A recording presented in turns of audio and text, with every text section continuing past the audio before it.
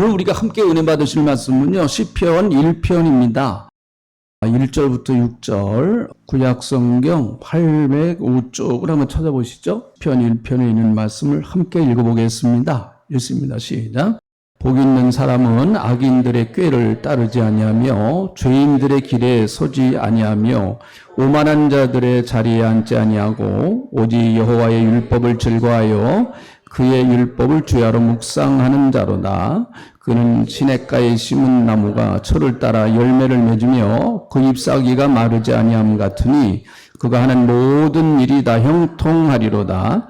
악인들은 그렇지 아니하며 오직 바람에 나는 겨와 같도다. 그러므로 악인들은 심판을 견디지 못하며 죄인들이 의인들의 모임에 들지 못하리로다.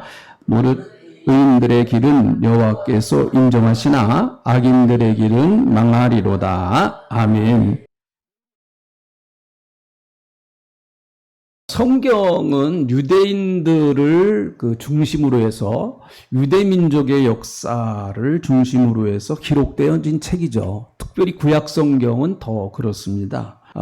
사실 유대민족과 우리 대한민국, 한민족은 전혀 다른 지역에서 살고 있죠. 한국에서 이스라엘 나라까지 비행기를 타고 가도 10시간 넘게 타고 가니까 굉장히 먼 거리에 이렇게 떨어져 있습니다. 그런데 유대민족과 우리 대한민국의 지나온 역사를 좀 이렇게 비교해 보면 너무 좀 비슷한 것들이 굉장히 많이 있어요. 그래서 유대인의 풍습과 한국인들의 풍습이 참 비슷한 게 많다. 그렇게 성경학자들이 대조하여 놓은 것도 이렇게 보고 그랬는데 아마 가장 큰 것은 역시 유대인들도 굉장히 많은 고난을 당했고 우리 민족도 그것 못지않게 많은 고난을 당한 민족, 아마 그런 면에서는 상당히 공통점이 있질 않나, 이렇게 생각을 해봅니다. 여러분, 이스라엘 나라의 인사가 샬롬이라고 우리 잘 알고 있습니다. 샬롬 한번 해보시죠. 시작. 샬롬. 참 좋은 인사예요. 편안하시죠? 평안하세요. 이것도 그들이 얼마나 참 많은 고난과 늘 불안한 지역적으로 국가적으로 너무나 불안하기 때문에 좀 나라가 편안했으면 좋겠다 하는 그런 마음에서 자연적으로 그런 어떻게 인사가 나왔나 봅니다. 편안하세요. 편안하세요. 샬롬. 굉장히 참 뜻이 좋습니다. 예루살렘이란 말 자체가 평화의 도시라고 하는 뜻이죠. 이스라엘 나라의 수도인 예루살렘 자체가 평화의 도시. 그들이 참 평화를 그렇게 간절히 갈망하고 있는 그런 모습들을 볼 수가 있습니다. 근데 샬롬이라고 하는 말이 단순히 편안하세요라고 하는 그런 말만 있는 것이 아니고 굉장히 포괄적인 뜻이 굉장히 많이 있습니다. 병든 사람들에게는 이 샬롬이라고 말할 때 당신 건강하세요. 뭐 그런 말이 포함되어 있고요. 또 가난한 사람들에게는 참 복 받으세요. 그런 말도 포함되어 있습니다. 그래서 굉장히 사실은 이 샬롬이라는 말이 아주 넓은 포괄적인 의미를 가지고 있습니다. 복이라고 하는 의미도 굉장히 강해요. 샬롬, 복 받으세요. 이런 의미도 강합니다, 사실. 여러분, 사실은 우리가 복을 받아야 편안하지, 복 받지 않고 참 편안하기가 쉽지 않지 않습니까? 우리나라 사람들도 참 복을 좋아하잖아요. 그래서 지금은 이제 그렇지 않습니다만은 대문에도 큰 옛날 대문에 있잖아요. 복자를 써놓고 베개에도 복자를 써놓고 얼마나 복을 바랬으면은 숟갈에도 복자 써놨을까요? 우리 맨날 복을 떠먹는 거예요, 그냥. 우리도 참 복 받기를 갈망하는 그런 민족 가운데 한 민족일 것입니다. 우리도 그만큼 가난하게 살았기 때문에 이 복이라고 하는 것을 참 그렇게 갈망한 것이 아닌가. 근데 이것은 단순히 유대민족이나 우리나라만 그런 것이 아니고 아마 모든 인간의 어떻게 보면은 원초적인 본능과도 같습니다. 복 받고 살고 싶다. 이게 원초적인 본능과도 같은 마음이다. 이렇게 생각을 해요. 여러분, 시편은 150편까지 있습니다. 1장부터 150편. 굉장히 길죠. 성경에서 아마 가장 긴 책이 시편일 것입니다. 시편은 여러 주제로 굉장히 다양한 주제를 가지고 있습니다. 시편 오늘 1편에 있는 말씀, 이 시편 1편을 대부분 성경학자들은 그런 얘기를 합니다. 시편이라고 하는 집을 들어가는 문의 역할을 한다. 시편 1편이. 문을 여는 역할을 하는 것이 시편 1편이다. 그렇게 얘기를 해요. 그런데 여러분, 그 시편 1편의 첫 번째 귀절이 무엇인가 하면 복 있는 사람은 하면서 복에 대한 이야기를 시작을 합니다. 복 있는 사람은 한번 해보시죠. 시작. 복 있는 사람은. 네. 오늘 여러분 다 말씀 듣고 은혜 받고 또 예배 드리는 가운데 저와 여러분이 복 있는 사람 되시기를 축원합니다. 할렐루야. 오늘 꼭 하나님 앞에 복 받고 가는 여러분 되시기를 주님의 이름으로 축복합니다. 복 있는 사람. 이 말은 히브리어로 이런 말이라고 합니다. 아슈레이 히위시. 좀 히브리 말이 조금 강해요. 아슈레이 히위시. 복 있는 사람은. 이 말은요, 문법적으로 보면 감탄사라고 그래요. 감탄사. 그래서 이 시편 기자가 복 있는 사람은 복 있는 사람의 어떤 모습을 본 것 같아요. 이 시편을 기록한 사람이 누가 졌는지는 정확하게 모릅니다. 시편 1편을 어떤 사람이 기록했는지는 뭐 정확하게는 몰라요. 뭐 에스라라고 하는 사람도 있고 뭐 그렇습니다만은 뭐 본문에서 본인이 스스로 밝히고 있질 않으니까 정확하게는 잘 모르겠어요. 그런데 이 사람이 그 어떤 한 사람을 목격한 것 같기도 해요. 근데 이 사람이 정말 복을 받고 그렇게 멋있는 삶을 사는 그런 모습을 보지 않았을까. 그러면서 그 사람을 보면서 아슈레이 이시 복 있는 사람은 저 사람과 같다 하면서 그렇게 얘기한 것 같기도 합니다. 그 감탄사죠. 너무너무 복을 받고 사는 그 모습을 보면서 너무너무 감격스러웠던 거예요. 이분이 참 저 사람은 너무 복받은 사람이기는 복받은 자요 하면서 우리 한국말로 하면 이제 그런 뜻이겠죠. 복받은 자요. 한번 옆에 분에게 한번 해보죠. 시작. 복받은 자요. 좀 감격스럽게. 저 사람이 복을 받으면 안 돼. 그런 마음 갖고 하지 마시고 복받은 자예요. 다시 한번 시작. 복받은 자예요. 네. 참 그런 그 어떤 감격스러운 마음을 가지고 이렇게 시편 1편을 시작을 하고 있습니다. 첫 단어에 이렇게 복 있는 사람을 하면서 시작을 하고 있는 것이죠. 사실 여러분 복이라고 하는 것은 하나님께서 하나님의 형상을 닮은 인간이 하나님께 복을 받고 살기를 원하시는 것이 하나님의 마음입니다. 그래서 여러분, 그 복에 대한 그 교인들 가운데서도 이 복에 대하여 굉장히 좀 부정적으로 생각하는 분들이 있어요. 또 부정적으로 생각하는 특별히 기복신앙 같은 거, 그건 잘못된 거예요, 물론. 기복신앙이라고 하는 건 뭔가 하면 내가 예수를 믿는 목적이 복받기 위해서 믿는 거예요. 그건 기복신앙이에요. 마치 절에 가서 그 불공 드리는 분들하고 교회에서 새벽기도 하시는 분들하고 기도 내용이 비슷비슷합니다. 그러나 목적은 다른 거예요. 목적은 기복신앙은 그냥 복받기만을 원하는 거예요. 복받기만을 원하는 겁니다. 그건 잘못된 거죠. 여러분, 한국교회가 나중에 좀 말씀드리겠습니다만 한국교회가 복을 참 많이 받았어요. 정말 하나님 잘 섬겨서 복을 많이 받았는데 조금 문제가 생긴 것이 무엇이 문제가 생겼는가 하면 복을 받은 다음에 그 복 받은 것을 어떻게 활용할 것인가 이거에 대해서 우리가 좀 서툴러요. 지금 여러분 한국처럼 복 받은 나라가 어디 있어요? 참 너무너무 한국은 복을 많이 받았습니다.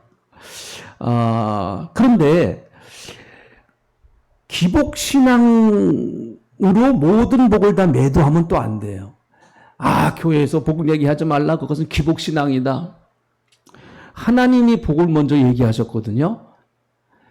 복을 처음으로 얘기하신 분은 사람이 아니에요. 하나님이 먼저 복을 얘기하셨습니다. 그래서 예수 믿는 사람들은 성경적인 축복관을 가지고 하나님이 주시는 복을 받으면서 살아야 됩니다. 성경적인 축복관. 정말 성경이 무엇을 복이라고 말씀하고 있고 하나님은 도대체 우리에게 왜 복을 주시는가? 그것에 대하여 우리가 성경적으로 딱 정립을 하면 정말 하나님 앞에 복을 받고 살아야 돼요, 우리가. 여러분, 성경에서 복이라고 하는 이야기는 창세기 1장에 나옵니다. 자, 창세기 1장 27절부터 28절 처음에 복이라고 하는 말이 나오는 말씀이에요. 자, 같이 이제 한번 읽어봅니다. 창세기 1장 27절, 28절 성경에서 처음으로 복에 관한 이야기가 나오는 말씀이에요. 같이 읽어봅니다. 시작. 하나님이 자기의 형상 곧 하나님의 형상대로 사람을 창조하시되 남자와 여자를 창조하시고 하나님이 그들에게 복을 주시며 하나님이 그들에게 이르시되 생육하고 번성하여 땅에 충만하라 땅을 정복하라 바다의 물고기와 하늘의 새와 땅에 움직이는 모든 생물을 다스리라 하시니라. 네, 여러분 이것이 여섯째 날 인간을 창조하시고 나셔서 하나님이 인간에게 베풀어 주신 은혜예요. 창세기 1장은 아직 인간이 타락하기 전의 모습입니다. 창세기 3장에서 인간이 타락하잖아요. 그러니까 인간이 복을 받은 것은 이미 타락하기 이전에 하나님이 인간에게 복을 주신 거예요. 복에 관한 이야기는 하나님이 시작하셨습니다. 그래서 여러분 우리가 예수 믿는 사람들은 당연히 하나님께서 약속하신 축복 또 복에 관하여 관심을 갖는 것이 지극히 정상입니다. 나는 이 복을 너무 추구하니까 이게 수준 낮은 그리스도인인가 봐. 아니 그게 아니에요. 하나님은 하나님이 주시는 복을 하나님을 믿는 하나님의 백성들이 당당하게 받고 살기를 하나님은 원하고 계시는 거죠.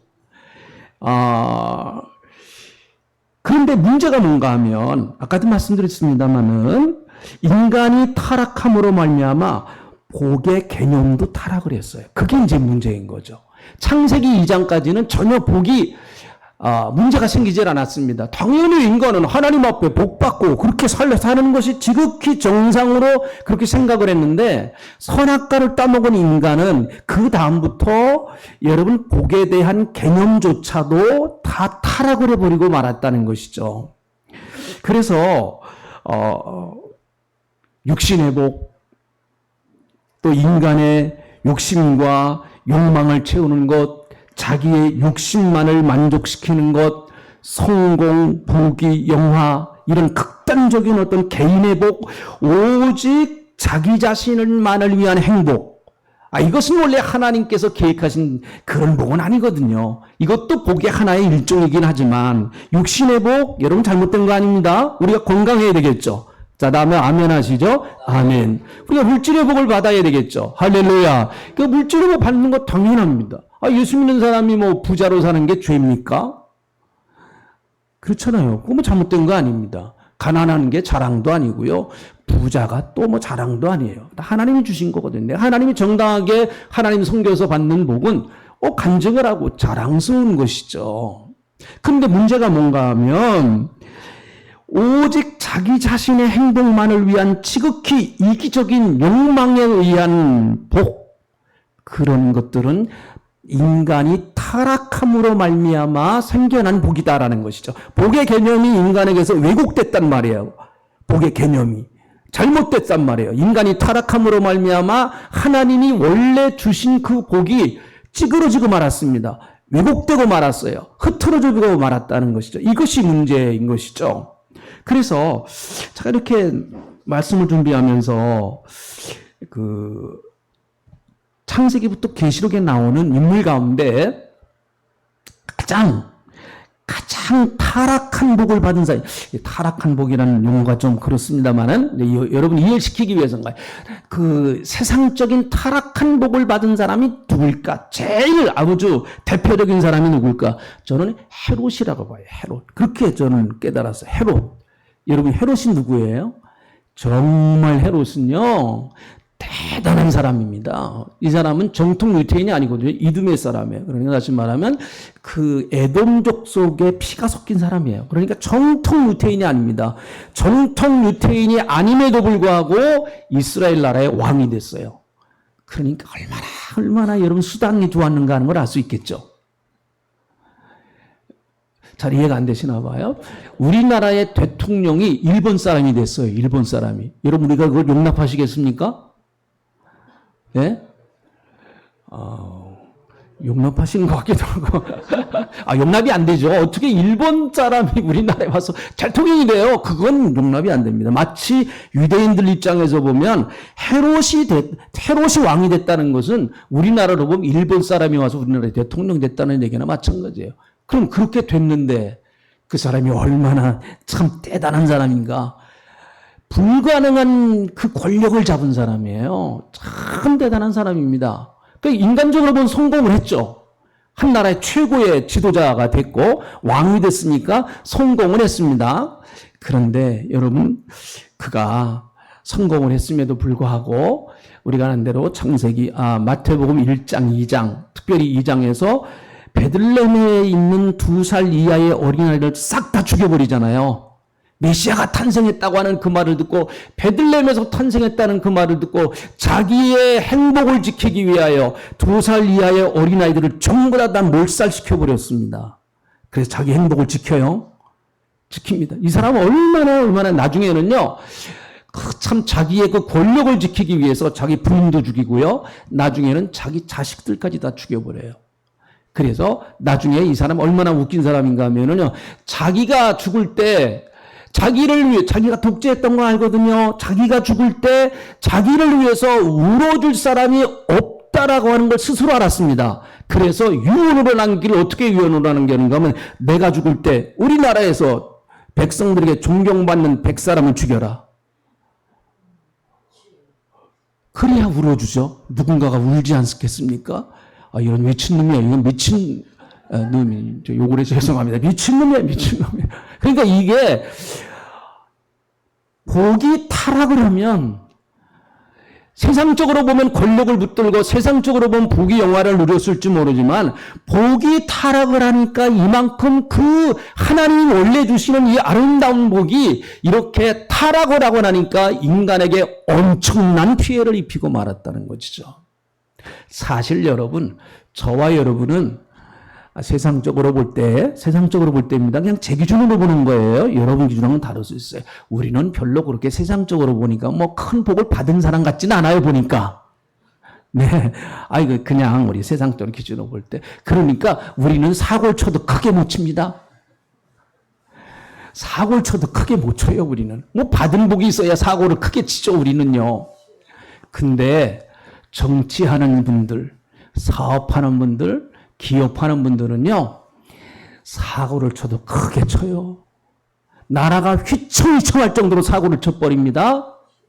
나라의 운명이 바뀔 정도로 정치인들이 사고를 치면요, 나라의 운명이 바뀔 정도로 그렇게 큰 사고를 쳐버리고 맙니다. 그런 면에서 보면 우리가 요만큼 받은 복이 감사한 거예요, 사실은요. 이만큼 받은 복이. 근데 여러분 어쨌든 복이 그만큼 하나님이 원래 인간에게 주신 그 복은 어마어마하고 참 아름답고 귀하고 소중한 것인데 인간이 타락함으로 말미암아 복의 개념도 함께 타락해서 그 복받은 것이 때로는 인간에게 큰 해가 되고 복받은 것이 인간에게는 큰 고통이 되는 이런 현상이 나타나고 말았다는 것이죠. 어때요, 여러분? 형제들 간에 그냥 재산이 엄청나게 많아가지고 형제들 간에 그냥 매일같이 6.25 전쟁하는 집안에 살 건가? 아니면은 좀 부족하지만 화목하게 형제들 간에 살 건가? 선택하십시오. 여러분이 선택하세요. 그래서 예수를 믿으면 복의 개념도 그래서 바뀌어야 되는 거예요. 과연 진정한 복이 무엇인가? 성경적으로 바로 정립할 필요가 있습니다. 이 복의 개념이 거듭나지 아니하면 바른 신앙생활하기 대단히 어렵다는 것이죠. 왜 그런가 하면 자꾸 세상적인 복의 기준을 가지고 예수를 믿지만 복의 기준이 안 바뀌었어요. 복의 기준이 거듭나질 않았어요. 그래서 세상 사람들과 같은 똑같은 복의 기준을 가지고 사니까 예수를 믿으면서도 별로 행복하질 못해요. 예수를 믿으면서도 별로 예수 믿는다는 것 때문에 그것이 나에게 무슨 큰 어떤 작용을 하는 게 아니에요. 인생을 사는데 큰 작용을 하는 게 아니에요. 그냥 교회 나와서 그냥 예배드리고 조금의 위안, 내가 힘들고 어려울 때 그래 조금의 위안은 줄 수 있겠다. 이 정도밖에 안 된다고 하면 여러분 뭐 예수님이 내게 무슨 큰 그렇게 의미가 있겠습니까? 예수님은 복의 원천이세요. 할렐루야. 예수님은 복의 원천이십니다. 그래서 복의 원천이신 예수님을 만난 사람은 정말 내가 복받은 사람이다라고 하는 그런 믿음을 가지고 우리가 살아야 되겠죠. 감리교의 창설자라고 하는 그 존 웨슬로는 이런 말을 했습니다. 돈주머니가 거듭나지 아니한 사람은 정말 거듭난 사람이 아니다. 그 상당히 참 의미 있는 얘기예요. 돈주머니가 거듭나지 않았으면 그 사람 정말 거듭났다고 할 수 없다. 물론 우리도 물질에 대한 욕심이 있습니다. 우리도 인간이니까요. 그러나 믿지 않는 사람과는 뭔가 다른 물질에 대한 개념이 있어요. 우리는요. 분명히. 다 여러분 동의하세요? 제가 지금 말씀드리는 걸? 세상 사람들과 같이 우리도 때로는 욕심부릴 수 있고 물질에 대한 애착도 가질 수 있습니다. 그럼에도 불구하고 세상 사람들이 가지지 못하는 물질에 대한 기준이 우리에겐 분명히 있어요. 내가 아직 그 믿음이 작아서 아직 그 단계까지는 이르지 못했지만 알고는 있단 말이죠. 알고는 있어요. 내가 그래서 그 방향으로 가려고 노력은 해요. 노력은 합니다. 마태복음을 보면 여러분 마태복음 그 4장은 예수님이 이제 그 3장에서 예수님이 침례 받으시면서 공식적으로 이제 메시아로서 선포라는 내용이 침례예요. 그리고 4장에서는 40일 금식을 하세요. 그 메시아로서의 영적 준비를 하는 거죠. 그리고 사역을 하시는, 갈릴리에 가셔서 사역을 하시는 모습이 나옵니다. 그리고 나서 5장에 나와요. 5장부터 6장, 7장이 우리가 잘 아는 산상순이라고 그래요. 산상순. 그 천국 시민의 삶의 윤리, 그렇게 얘기를 해요. 사실은 여러분 대단히 높은 차원이죠. 대단히 높은 차원이에요. 율법은 한쪽 뺨을 때리면 너도 가서 반드시 한쪽 뺨 후려치라는 거예요. 그 율법이죠. 보복의 원리입니다. 누가 내 눈을 빼버리라. 빼면 너도 가서 그 눈을 반드시 빼라. 대신에 한쪽 눈만 빼라. 두 쪽 빼지 마라. 하나 뺐으니까 너도 하나만 빼. 거기까지 인간의 죄성이 강하니까 거기까지 허용이 된 거예요. 누가 네 이빨 하나 뽑으면 너도 가서 2개 뽑지 말고 하나만 뽑아라. 그게 이제 율법의 원리예요. 율법의 원리입니다. 그래서 이는 이로, 눈은 눈으로 갚으라는 것이죠. 그런데 예수님이 여러분 산상순에서는 전혀 다른 얘기를 하세요. 누가 내 한쪽 뺨을 때리면 어떻게 하라고요? 병원에 가서 진단서 끊고 고발해라. 싸우지 말고 그렇게 아니고 하나 이거 돌려대라는 얘기죠. 굉장히 율법보다 높은 차원의 윤리를 원해요. 예수 믿는 사람. 구약 성경은 율법을 가지고 살아가는 삶이었습니다. 그러나 신약에서는 더 높은 차원의 천국 백성의 윤리를 하나님 원하시죠. 구약에서는 육체적 간음을 강조했습니다. 신약에서는 마음의 간음. 구약에서는 육신의 살인을 강조했습니다. 그러나 신약에 와서는 마음의 살인을 예수님이 강조하세요. 이미 여자를 보고 음욕을 품은 자는 벌써 간음했다. 그렇게 말씀하세요. 내 형제를 미워하는 자는 벌써 살인했다. 이렇게 말씀하고 계세요. 그래서 은혜 안에 사는 사람들이요. 더 힘들어요. 율법 가지고 살아가는 거는 게임이 안 돼요. 사실. 자, 그런데 예수님께서 마태복음 5장 1절부터 쭉 보면 그 산상순을 말씀하실 때 무엇을 말씀하시는가 하면 복에 관한 이야기를 합니다. 그것이 우리가 흔히 말하는 팔복이죠. 팔복. 팔복입니다. 이건 예수님이 말씀하신 복이에요. 그것이 여러분 복이 회복된 사람이 살아가는 모습의 복이란 말이죠. 복이 회복된 사람이 살아가는 모습이에요. 그렇다고 해서 예수님이 육신의 복을 전혀 무시하신 것이 아닙니다. 예수님이 이 땅에 오셔서 육신의 질병을 고치셨어요. 귀신도 쫓아내셨습니다. 육신의 건강, 육신의 정신적인 건강 주님이 다 원하셨습니다. 그러나 참된 복이 무엇이냐라고 하는 것을 예수님이 새롭게 정립을 해주신 것이 팔복의 말씀이에요. 그래서 가장 먼저 복이 심령이 가난한 자는 복이 있나니 천국이 저희 것이다. 가난한 자가 복이 있대요. 전혀 세상의 개념과는 다른 복을 예수님 말. 이거는 복이 거듭난 사람만이 이해할 수 있는 복이란 말이죠. 정말 복에 대한 개념이 거듭난 사람, 어떻게 가난한 사람이 복이 있다고 그럽니까? 심령이 가난하다는 거예요. 심령이 거지가 돼야 된다는 거예요. 심령이 거지가. 오늘 여러분 다 오셨을 때 심령이 거지가 되어서 오셔야 돼. 그래야 복이 있다는 겁니다. 거지는요, 주시는 대로 감사한 거예요. 여러분 거지가 무슨 찬밥, 더운밥 따십니까? 네? 오늘은요, 더운밥 먹는 날이에요. 더운밥 주세요. 그럼 쫓겨나요, 쫓겨나. 난 그래서 설교 가지고 그냥 뭐라고 그러는 사람들은 내가 아주 그냥 뭐라고 그러고 싶어. 아주. 찬밥, 더운밥 어디 있어? 내용은 그 사느냐 그냥 거지 같은 내용인데 무슨 뭐. 그건 제 마음. 여러분 은혜 받으시라고 하는 제 마음이에요. 자, 네. 복에 대한 개념. 그런데 오늘 1절에 있는 말씀은 오늘 1절만 가지고 좀 말씀을 드리려고 그러는데 1절. 자, 같이 읽어봅니다. 1절. 복에 대해서 시편 기자가 얘기하면서 이렇게 얘기를 합니다. 자, 1편 1절 읽어봅니다. 시작. 복 있는 사람은 악인의 꾀를 따르지 아니하며 죄인의 길에 서지 아니하며 오만한 자들의 자리에 앉지 아니한다. 세 가지를 말하고 있어요. 그러니까 복 있는 사람의 모습을 말하기 전에 먼저 이 시편 기자는 복 받지 않은 사람, 다시 말하면 복 받지 못하고 살아가는 사람의 모습을 우리에게 소개하고 있습니다. 그것이 1절이에요. 세 가지가 있다는 거예요. 복 받지 못한 사람은 악인의 꾀를 따른다는 거예요. 쉽게 말하면 꾀 가지고 산다. 꾀 가지고. 여러분 오늘 이 말씀 좀 잘 기억했으면 좋겠어요. 여러분 어떻습니까? 믿음으로 살아가십니까? 여러분의 꾀를 가지고 살아가십니까?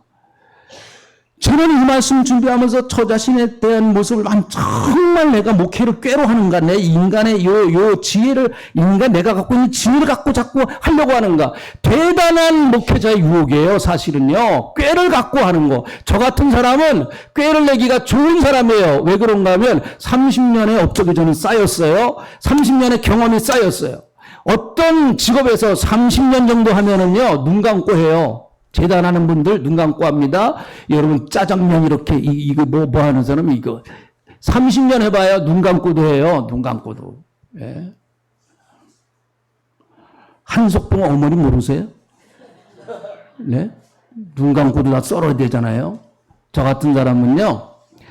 눈 감고 슬슬 해도 돼요. 다. 이제는 어느 정도 여러분 보면 알아요.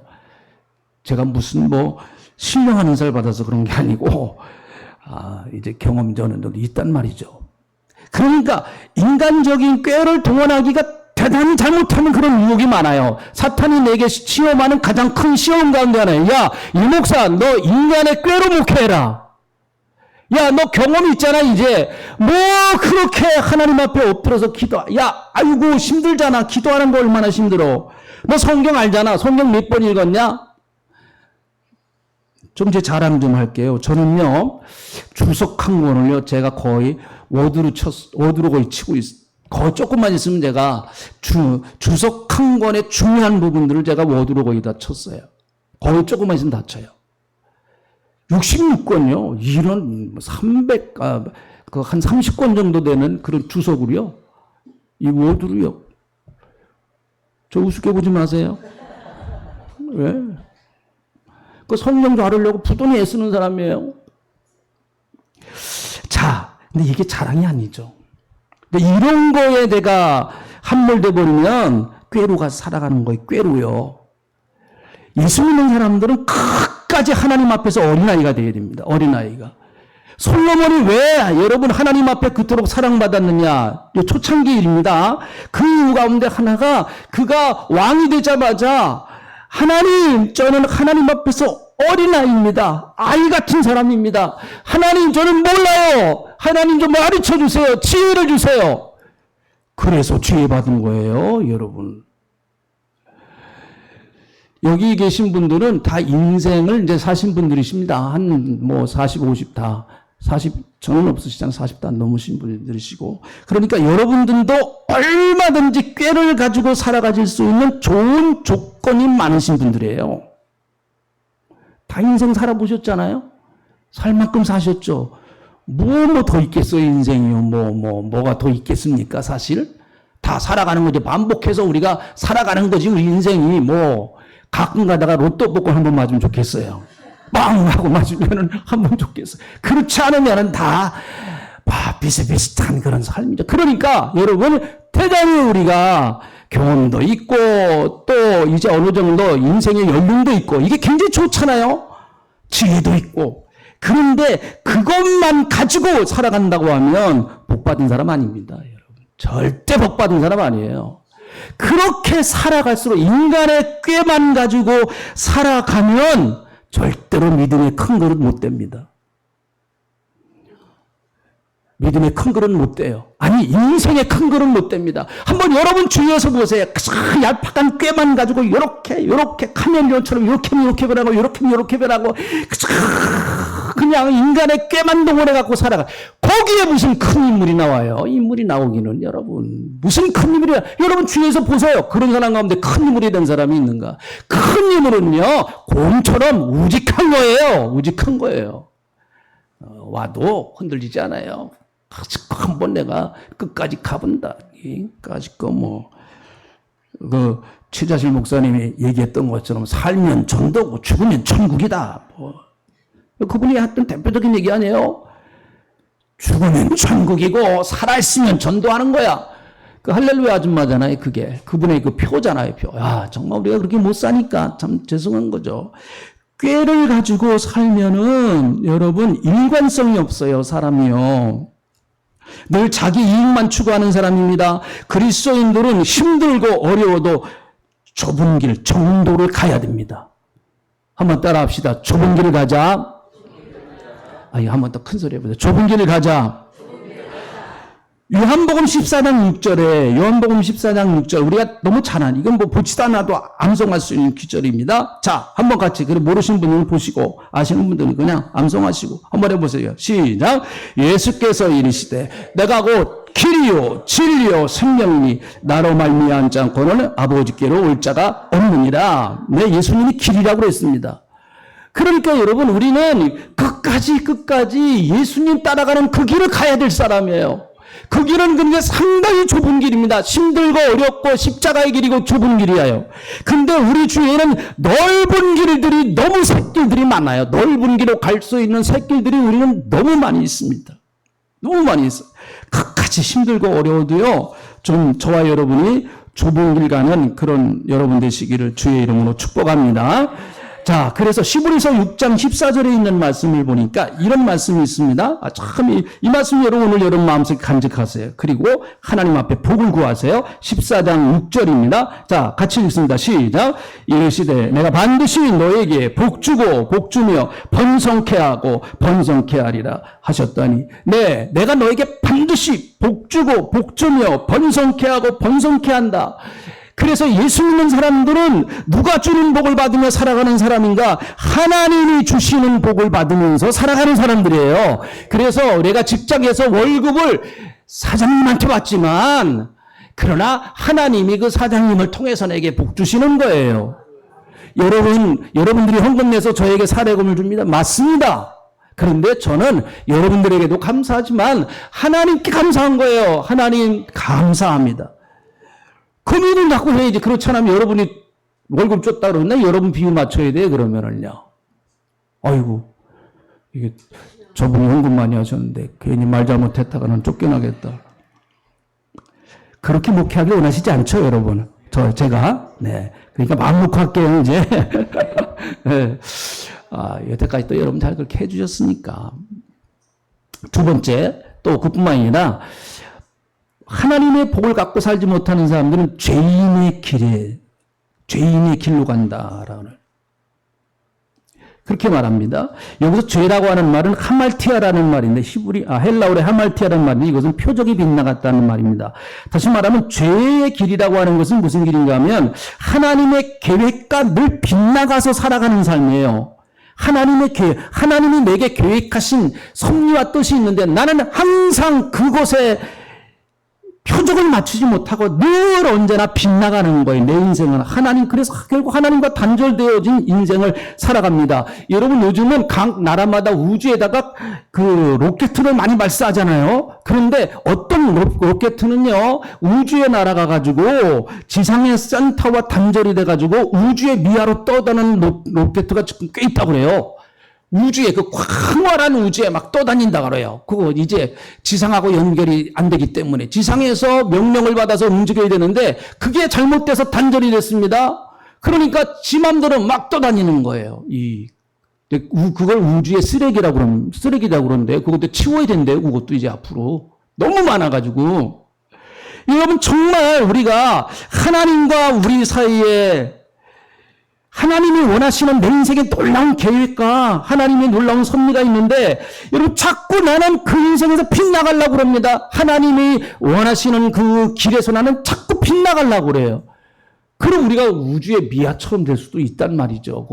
그 로켓처럼 뚝 떨어진 마치 연과 같이 그렇게 방향도 없이 허무하게 날아다니는 그런 인생이 우리 인생은 아니지 않습니까?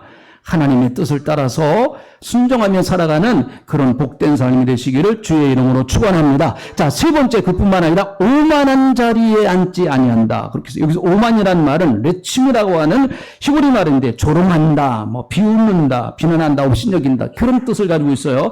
이것은 한마디로 말하면 교만한 상태를 말하는 것이죠. 다시 말하면 자기가 선과 악의 절대 기준이 된다는 말이에요. 절대로 자기 왕국을 세워서 자기가 왕이 되는 거예요. 오만한 자. 자기가 내 인생은 그래서 누구도 간섭하면 안 돼. 왜요? 내가 왕이니까 내 스스로 결정하고 내 스스로 판단하고 내 스스로 가는 거예요. 여러분, 이게 북한의 주체 사상이에요. 인간이 주체가 된다는 거예요. 무서운 거죠. 무서운 거예요. 그런데 인간이 주체 사상을 가지고 살 수 있도록 더 큰 주체가 누구냐? 그게 김일성이라는 거예요. 그게 주체 사상입니다. 무서운 거죠. 인간이 주체가 되는 사상이에요. 주체 사상이. 나라가 망했어요. 다 굶어 죽잖아요, 지금요. 그런데 보면은 여기 보니까 악인의 꾀를 따르지 아니하며 죄인의 길에 서지 아니하며 오만한 자들의 자리에 앉지 아니한다. 그래서 따르지 않는다, 따른다, 서다, 앉다, 그런 말이에요. 근데 이것은 문법적으로 보면 그렇다고 그래요. 점점 점진적인 과정을 말한다. 그렇게 말해요. 점점 점진적인 과정을 말한다. 다시 말하면 꾀를 따르는 것보다 죄인의 길에 서는 것이 죄가 더 커졌다는 얘기, 그런 의미라는 거예요, 이게요. 그리고 죄인 길에 서는 것보다 오만한 자리에 앉아 있다라고 하는 것이 죄가 더 커졌다라고 하는 그런 의미가 있다는 것이죠. 이거 굉장히 중요한 의미라는 것입니다. 다시 말하면 죄의 속성이라고 하는 것은 죄는 눈덩이처럼 점점 커진다는 거예요. 암세포가 처음은 작지만은 그것이 점점 커지고 암세포와 같이 그렇다는 거예요. 죄라는 것은. 그래서 야고보서 1장 15절 같이 한번 읽어봅니다. 야고보서 1장 15절 읽어봅니다. 시작. 욕심이 잉태한 중 죄를 낳고 죄가 장성한 중 사망을 낳느니라. 그렇죠.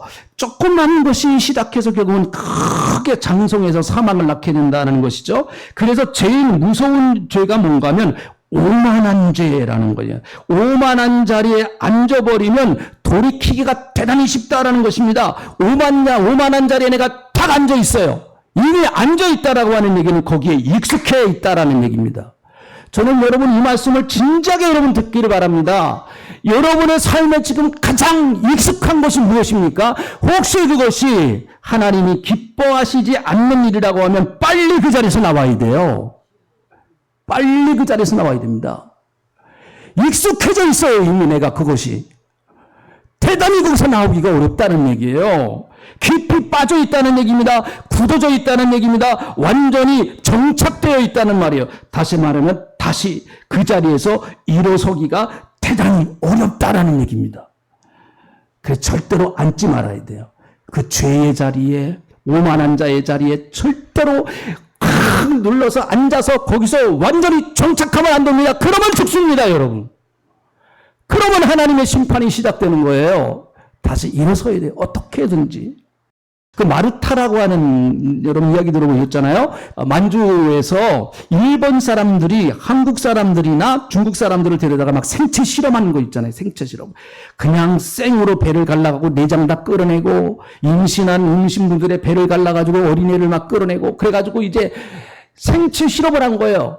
그 일본의 그 의학을 발전시킨다. 뭐 그리고 또 뭐 새로운 어떤 전쟁 무기를 만들기 위해서 뭐 그런 것들을 하기 위해서 그랬다고 그래요. 그곳에 이제 처음으로 가는 의사들이 이제 가면은 그 모습을 옆에서 지켜보는 그 초짜 의사는요, 나가서 그냥 어걱하면서 다 토합니다. 밥을 먹지 못합니다. 그날 밤에 잠을 자지 못합니다. 사람이 생으로 배를 잘라가고 그 안에 내장을 다 끌어내고 그러니 그 모습을 눈으로 보니까 여러분 얼마나 힘들고 어렵겠어요. 이게 잠이 안 와요. 밥을 도저히 못 먹습니다. 막 속으로 다 토하는 걸 다 토해냅니다. 그럴 때 선배 의사가 와서 이런 얘기를 합니다. 조금 있으면 익숙해질 거야. 나도 처음에는 너처럼 그랬어. 여러분, 성령님이 자극을 주실 때 돌아와야 돼요. 네? 깨닫게 하실 때 그 앉은 자리에서 일어나야 돼요. 나중에 익숙해져 버리면 죽는지 사는지도 몰라요. 우리 다음 시간에 오늘은 부정적인 얘기를 했습니다. 다음 시간에는 어떻게 하면 우리가 이제 정말 하나님의 복을 받으면서 살아가는 사람의 삶은 어떤 건가 하는 것을 좀 우리가 다음 시간에 말씀드리겠습니다. 기도하겠습니다. 복 있는 사람은 한마디로 말하면 하나님께 복을 받으면서 살아가는 인생이 복 있는 사람입니다. 혹시 여러분 우리가 시편 1편에 나오는 1절에 나오는 악인의 꾀, 죄인의 길, 오만한 자의 자리, 혹시 그런 것이 익숙하신 분들이 있습니까? 저도 그럴 수 있고 여러분도 그럴 수 있죠. 이럴 때마다 우리는 다시 그리스도의 십자가를 의지하고 나의 연약함과 죄악을 주님 앞에 아뢰고 십자가의 보혈의 은혜를 의지해야 합니다. 마치 탕자가 아버지 품으로 돌아오는 것처럼, 그래서 그 아버지가 있는 모습 그대로를 맞이하고 받아주고 창치를 베풀어 준 것처럼 다시 십자가 앞으로 오면 얼마든지 회복될 수가 있습니다. 그게 그리스도의 십자가의 은혜인 것입니다. 하나님, 오늘 우리는 다시 예수님의 십자가를 붙들기를 원합니다. 그 십자가의 보혈에 하나님의 복이 담겨져 있고 예수님이 십자가에서 피 흘려주신 그 보혈의 능력에 하나님의 축복의 능력이 담겨져 있는 것을 저희가 믿습니다. 주님, 오늘 이 시간에 우리에게 알려주시고 깨닫게 해주시고 보여주신 것들 붙들고 우리도 주님 의지하며 내 인생 이제 복받은 인생으로 정말 하나님이 축복하시는 인생으로 남은 인생에 살아갈 수 있도록 하나님이 역사하여 주시옵소서. 감사합니다. 예수님의 이름으로 기도하옵나이다. 아멘.